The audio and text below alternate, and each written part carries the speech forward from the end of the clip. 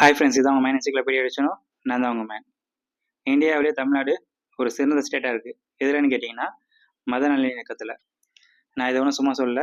இன்னைக்கு நடந்த ஒரு விஷயந்தான் அதுக்கு உதாரணம். நீட் தேர்வு நடந்துச்சு இன்னைக்கு. இதில் வந்து பார்த்தீங்கன்னா நிறைய மாணவர்கள் கலந்துக்கிட்டாங்க. இதில் மாணவர்கள் வந்து எக்ஸாமுக்கு போனதுக்கப்புறம் பெற்றோர்கள் இருக்கிறதுக்கு சரியான இடம் கிடைக்கல. அதனால் என்ன பண்ணிட்டாங்க, மசூதிகளை வந்து திறந்து விட்டு அந்த மக்கள் தங்குறதுக்கு தேவையான இடமும், அது மட்டும் இல்லாமல் அவங்களுக்கு தேவையான தண்ணீர் வசதிகள், இது எல்லாமே செஞ்சு கொடுத்துருக்காங்க. இதை நான் சும்மா இந்த ஒரு விஷயத்த வச்சு மட்டும் சொல்லலை.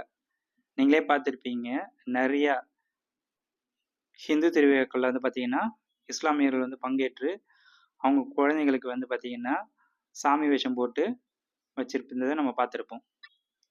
அதே மாதிரி இஸ்லாமியர்களோட பண்டிகையில் வந்து பார்த்தீங்கன்னா பெரும்பாலும் இந்துக்கள் வந்து பங்கேற்று அவங்களுக்கு உதவி செஞ்சுறத நம்ம பார்த்துருக்கோம்.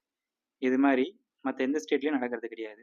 தமிழ்நாட்டில் மட்டும்தான் ஹிந்து முஸ்லீம் அப்படின்ற பிரிவினை இல்லாமல் எல்லாருமே ஒன்றோடு ஒன்று சகோதரர்கள் மாதிரி பழகிட்டு வரோம். இதை நினைக்கும் போது எனக்கே வந்து ரொம்பவும் பெருமையாக இருக்குது. நான் தமிழ்நாட்டில் வாழறதை நினச்சி பெருமைப்படுறேன்.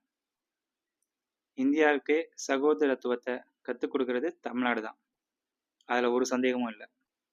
அதே மாதிரி மழை காலங்கள்லையும் மக்கள் எப்படி வந்து மற்ற மக்களுக்கு உதவி செஞ்சாங்கன்றது உங்களுக்கே தெரியும்.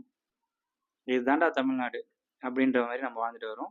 ஸோ இதை நம்மளோட ஃப்யூச்சர்லையும் ஃபாலோ பண்ணுவோம். நன்றி. லைக் பண்ணுங்கள், கமெண்ட் பண்ணுங்கள், ஷேர் பண்ணுங்கள்.